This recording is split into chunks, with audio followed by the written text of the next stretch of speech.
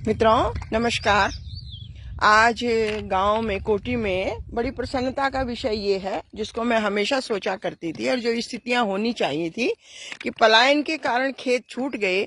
और जब खेत छूट गए तो कई प्रकार से जिनको हम जो दीवारें बनी हुई हैं खेतों के ऊपर नीचे, जिन्हें हम भीड़ा भी कहते हैं, कुछ लोग पैरा भी कहते हैं, वो गिर गए हैं। और इससे खेत का नुकसान तो हुआ ही हुआ, साथ ही फसलों का भी नुकसान होता है। तो इस समय जो मनरेगा आया है उसमें मनरेगा के तहत जो है ये कार्य करवाया जा रहा है कि जिन जिन खेतों की जो मेंढ है या जो भीड़े हैं, जो पैरे हैं वो टूटे हुए हैं, उनको बनवाया जाए। और निश्चित तौर से मैं बधाई देती हूँ सरकार को कि अगर सरकार ने इस प्रकार से सोचा है तो बहुत ही अच्छा कार्य किया है, क्योंकि अन्न सबसे प्रमुख है और अन्न खेतों में ही होता है। और खेत जब ठीक रहेंगे, टूटे फूटे नहीं रहेंगे, तो उनमें काम करने के लिए भी आदमी जो है वो प्रसन्नता से कार्य करता है और साथ ही अन्न उत्पादन में भी बहुत अधिक मदद उससे मिलती है।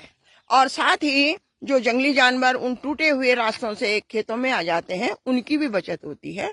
तो निश्चित तौर से ये बहुत अधिक प्रशंसनीय बात है कि ये भीड़े और ये पैरे या ये दीवारें रखने का कार्यक्रम चल रहा है। और हमें ये सोचना चाहिए कि हमारे पूर्वजों ने जो इतनी बड़ी बड़ी ये दीवारें बनाई हैं, तो उन्होंने कितना बड़ा परिश्रम किया होगा।